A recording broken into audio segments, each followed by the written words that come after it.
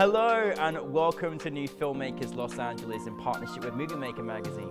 My name is Danny DeLillo. We're here at the Star Park Center. I'm delighted to be joined with Vicki with her movie Standout. Let's take a look at the clip.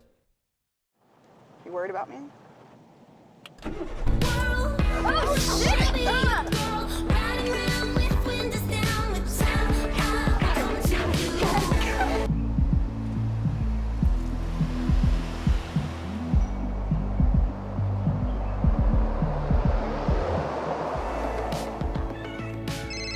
Oh, can you turn it down to my manager? Hey, Greg. Hey, real quick, you didn't get it. They went with Xenon again. Pretty blonde for the win again. Vicki, I've got so much love for your film that you shared with us. Thank you for bringing it for New Filmmakers LA. For those that haven't seen your film, tell us a brief synopsis. Brief synopsis is just a plus-size woman trying to break it into the industry and all of the struggles that she deals with along the way, and just, it's a perseverance movie, but it's also a movie about female friendship and relationships, so. Well, I mean, usually the question I ask is where did the inspiration come from, and as you know, you pointed out, it's a very sad existence of what does exist in the entertainment industry. Brilliant actors, particularly your lead as well. But where did the inspiration come for you? When was that moment when you decided to turn this film turn this story into a film?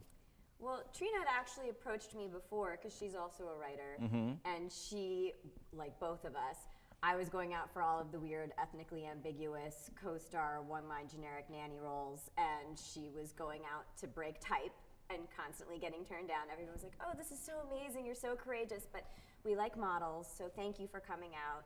And so she was like, let's do something for us.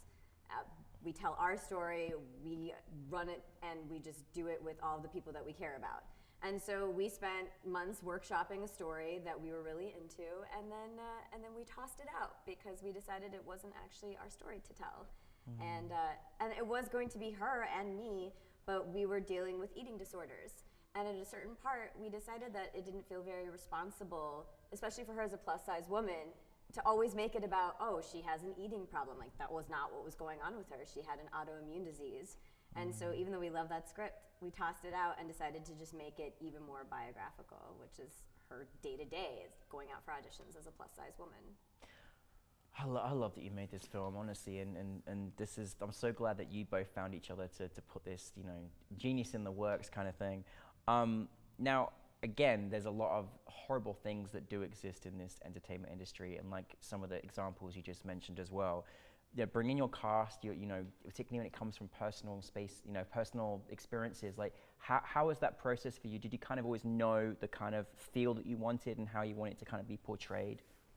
I think so. I think we just wanted to do it with a lot of tenderness and compassion, but we also wanted to make sure that it was a fun and safe experience for everyone involved.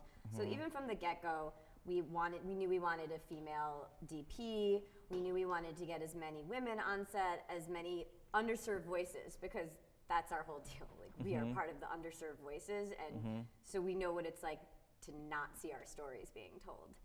And so from the get-go, we're just like, what is the most authentic story we can tell and still have a good time and still do something that we hope is a contribution to the world?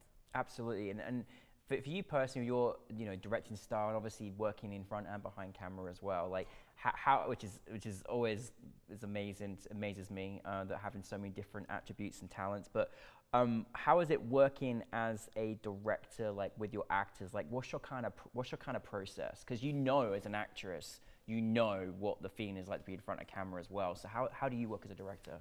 There's a lot of conversations, and there's a lot of just. You don't want to give them a cue. You don't want to say, oh, be sad. Everybody has a different perspective of what sadness is. Everybody's going to react to a different situation in their own way. So it's more just about giving them ideas and letting them take it where they will, and then just being really gentle, going and talking it through and seeing if there's something more that they want to do. So, I mean, because again, as an actor, I've been on the other side of it, and if someone tells you to be sexy, you're going to suddenly find yourself like the most awkward person in the world, because now you're thinking in your mind, so I wasn't sexy before, I got to be sexy now. So that's like the kind of direction I try to avoid if I can. But also, I just had a lot of faith in the people that I was working with, because that was the one good thing about making indie movies. You're like, I know who I want to work with. I want to support my friends. You kind of know what their capabilities are, so you have a little bit of a shortcut. I mean, listen, it's not easy to do comedy, right? It really isn't. And certain, like honestly, Vicki, I feel like you naturally you got such a comedic element to you that I love as well, which is really cool. And it really showcased on camera as well with the whole team that you brought together. How is it like when you're casting for something like this, and like, sometimes is there involvement with, particularly working with like comedians as well, is there like improvisation? Like how is that kind of process for you? I think it's just a healthy balance. I mean, we wrote out a bunch of the lines, but then we tried to give it a little space in case somebody was able to make a fun discovery.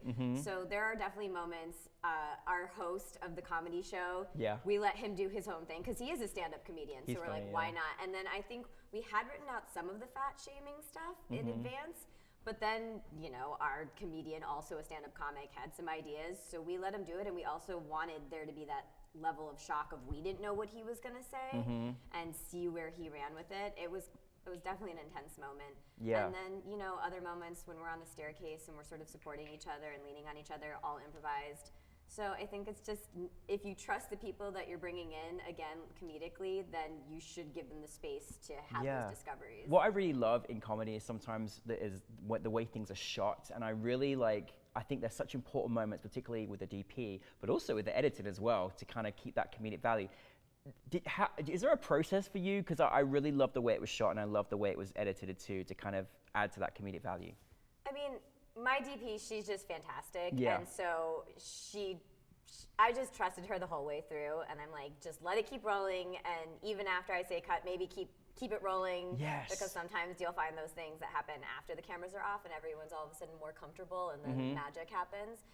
But my editor is also a hilarious comedian. We did improv together for years, and he also happens to be an amazing editor. Oh, wow. And he works at UCLA and everything, and so I trusted him a lot. And so him and I just sat there and finessed and finessed and finessed and finessed.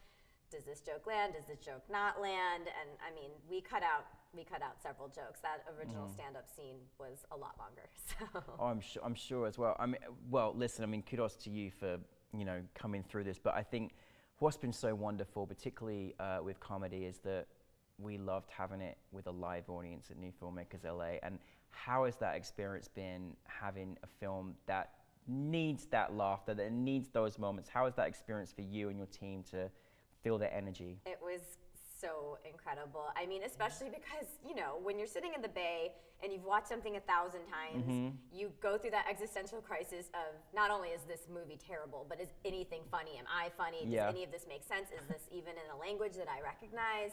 You get to that level. So being able to actually hear laughter, as a comedy writer, there's no greater feeling in the world. Oh, that first laugh hits and you're like, oh my God, it's real, it's real. So, I was sitting in the tech box and hearing people laugh. It was just so nice with all this thing we've been through to just hear reaction from an audience, and and well deserved, because you did a really fantastic job. We got a lot of feedback too afterwards where people were just like, oh my God, we needed to laugh so bad, and thank you. And I think that's the thing. Comedy is such a conduit, and it's such a healing, cathartic situation, especially after everything we've been through. Absolutely. Let them laugh. Yeah. What is next for you, Vicki? I'm currently writing a comedic, fictional, surrealist podcast for Sonoro that's going to be done in both English and Spanish. Amazing. So a lot of comedy beats there. And then I have a sort of dark comedy in the works. It's actually on its 18th rewrite, because we're writers. Hey, it's course, yeah. And it's about a right-wing political pundit who goes back to her hometown to bury her estranged sister and has her worldview cynicism turned upside down by her progressive queer niece. So I'm ready for it. I'm totally ready for it. Yeah, so I don't know. I mean, I was always thinking about it as just a writing situation. And since the festival, I'm now thinking about it. Do I shoot a proof of concept? Yes. How do I? Yes. So, yeah, there's the $10 million. If anybody wants to support a first-generation multicultural filmmaker who wants to talk about loving people on opposite sides of the political spectrum, I'm your girl. Yeah, and if you have 11 million, we'll take that too. It's it's not we can just throw 1 million. Yeah, whatever you want to do. To the festival, whatever. Anything, we'll take it all, right? Well, listen, we're very proud of you. I just wanted to finish up just by a final thought, and just, you know, kind of any advice that you could kind of share with our filmmaking audience, particularly from your perspective. Is there any advice you have out there that you could share with our audience today? I mean, don't give up. It feels so cliche and generic and fortune cookie, but even after 10 months of working on one script and then realizing in that moment that it wasn't the right script, I'm so glad that we decided to go back to the drawing board and do another one.